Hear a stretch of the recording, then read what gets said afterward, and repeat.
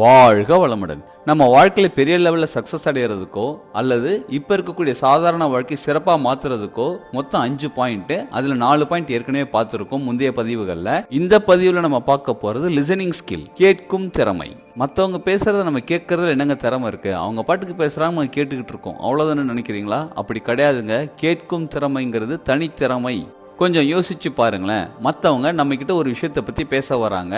அந்த விஷயத்தை பத்தி நமக்கு ஏற்கனவே சில விஷயங்கள் தெரிஞ்சிருந்தா நம்ம முதல்ல பேசுவோமா இல்ல அவங்கள முதல்ல பேச விடுவோமா? நீங்க ரீசெண்டா ஒரு படம் பார்த்திருக்கீங்க, அவங்களும் அந்த படம் பார்த்திருக்காங்க, அவங்க அந்த படத்தை பத்தி உங்ககிட்ட பேச வராங்க.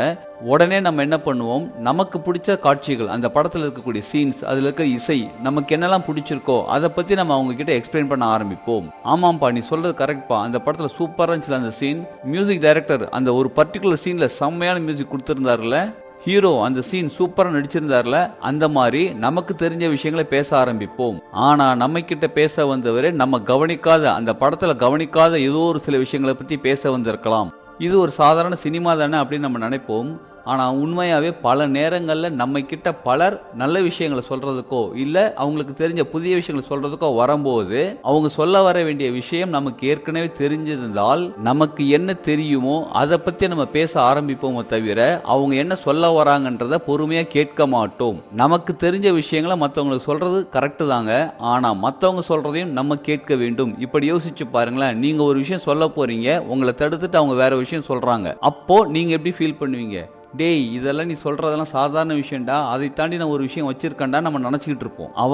அவங்களுக்கு தெரிஞ்ச விஷயங்களெல்லாம் சொல்லி முடிச்சுட்டு எனக்கு டைம் ஆயிடுச்சு நான் கிளம்புறேன்னு சொல்லி கிளம்பிடுவாங்க. இவங்களுக்கு நம்ம ஒரு புதிய விஷயம் சொல்ல வந்தா அதை கூட காது கொடுத்து கேட்க முடியாத அளவுக்கு அவங்க பிஸியா இருக்காங்க பாருங்களேன். நம்ம நினைப்போம் பாத்தீங்களா?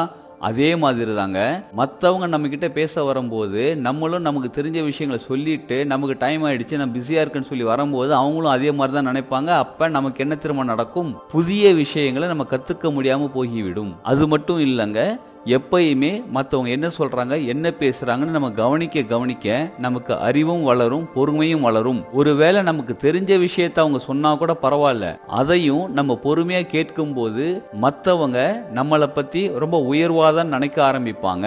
அதற்குன்னு யார் எதை சொன்னாலும் கேட்டுக்கிட்டு இருக்கிறது கிடையாதுங்க.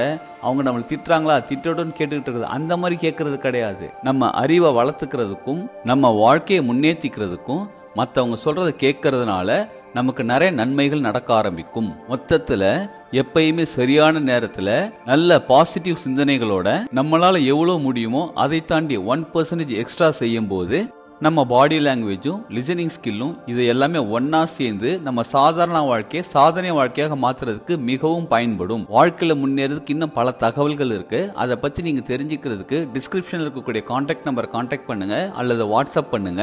உங்கள் வாழ்க்கை சிறப்பாகவும் செழிப்பாகவும் ஆனந்தமாகவும் ஆரோக்கியமாகவும் மகிழ்ச்சியாகவும் சாதனை வாழ்க்கையாக மாறுவதற்கு வாழ்த்துக்கள்.